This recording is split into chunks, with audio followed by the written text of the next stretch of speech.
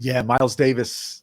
Tell us about growing up listening to him and then finally getting the chance to meet and perform with him. Yeah. Well, of course, Miles is a mentor of mine, always has been since college and even before then. Grew up with the Kind of Blue album. And as I say, I can play all that stuff inside and out, every note, just about basically what Miles played.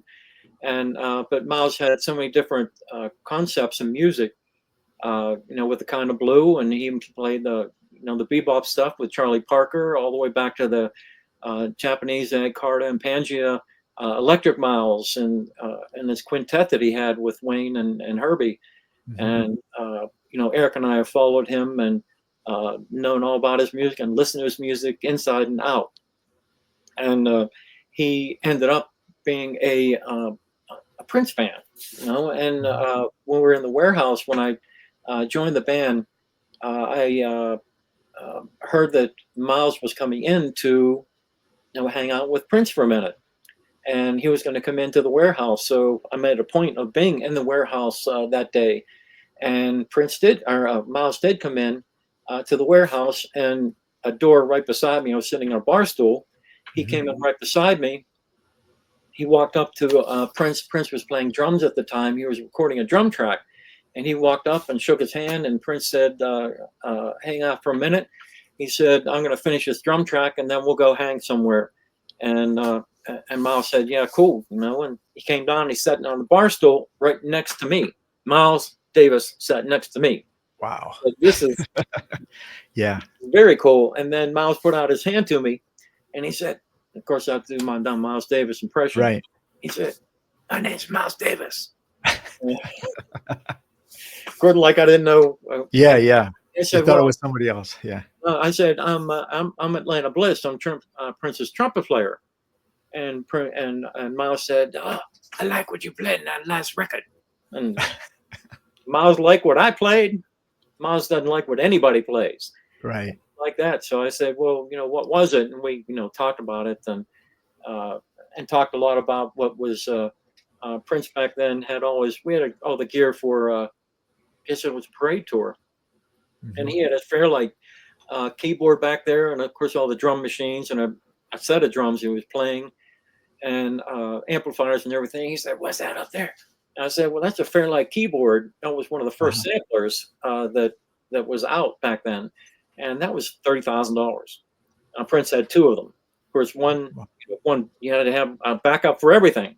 Yeah, right. But, we were talking about that and the drum machines and all sorts of things. And then he had dinner, I think, with Prince later. And I think Eric had dinner. Him and Alan had dinner with him too. Mm-hmm. Several years later, right before we did I'm sure the benefit concert at Paisley Park. New Year's Eve, right? New Year's Eve, right? Yeah. And I heard that Miles was going to be there. I was on stage and just warming up, and this is the day during that day. And a guy came up to me, and it turned out to be one of the roadies that Miles had, and he said, "Hey, could you play Miles's rig, like for his trumpet?" He had a clip on to his belt for his trumpet with a microphone and his wireless setup. I said, "Now this is very cool. I can play Miles's rig." So yeah, I did try it out, and actually ended up that mine was much better equipment than Miles had. Oh, okay. Yeah. Some Sennheiser equipment, and he had some Nady equipment. Nady stuff is what wireless stuff is what a lot of guitar players back then had, and he had adapted it for the trumpet. And mine was the Sennheiser stuff, and Sennheiser actually came out when I was in Germany, and they helped me tweak it out, and it was one of the wireless. And now everybody has their wireless systems, but that was very cool back then. Well, that's what I told Miles. I said, "You got to get some better equipment."